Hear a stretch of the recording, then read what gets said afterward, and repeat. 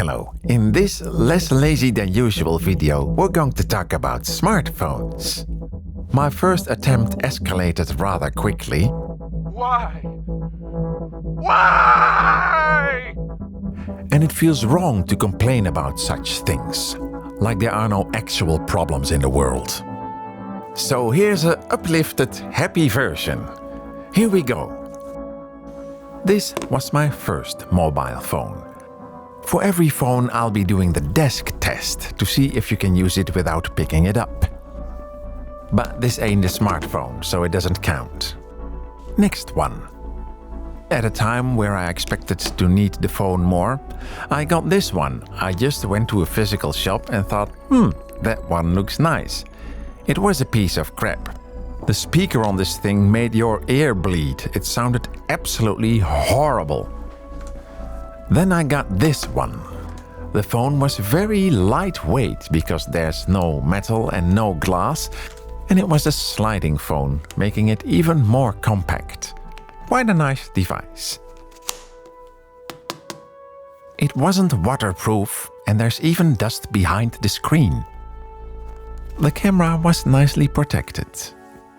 I had it about 2 years and then the microphone broke. The upgrade was my first touchscreen phone.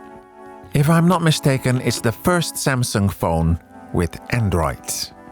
It stays nicely flat on the desk. An obvious iPhone clone with some tweaks. There's also a ridge around the glass, giving some protection when you drop it. And the back panel can just be removed to replace with another one if you wish. Super lightweight, and apart from scratches, it didn't break. But the operating system was quite buggy, and my next phone would be the iPhone 5. There was a lot to like about this phone. It was very compact and the operating system very stable.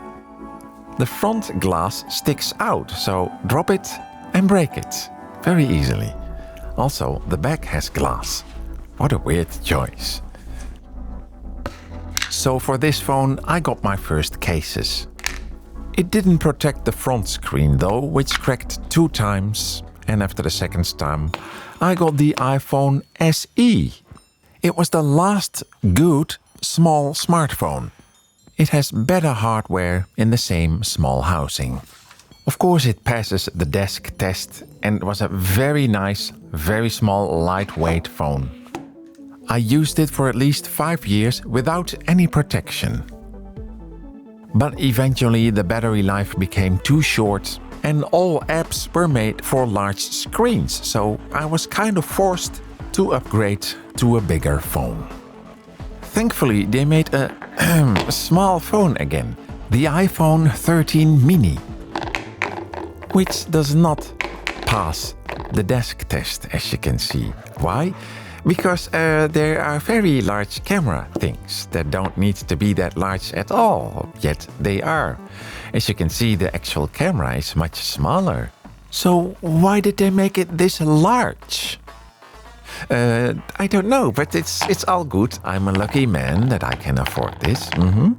So now I have 2 cameras. A wide-angle camera and an extremely wide-angle camera. At first I wondered, why would you want such a wide angle? It's completely useless, but I'm not complaining, you see. If I go into the closet, for example, I can still film myself, you see. It's very useful lens. I'm not complaining, not at all. But yeah, I think I prefer a close lens. So I can film things on unexpected moments for you, the viewer. What are you doing? So, I guess this was inevitable in the end. But remember, I'm not complaining. No. I'm a lucky man. I just can't help but wonder, these bumps are not necessary. That's just all I'm saying. That's all I'm saying. And you could have made it symmetrical or a line.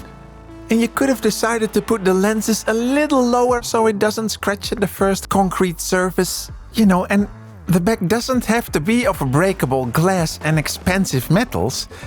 It can just be a piece of replaceable lightweight plastic.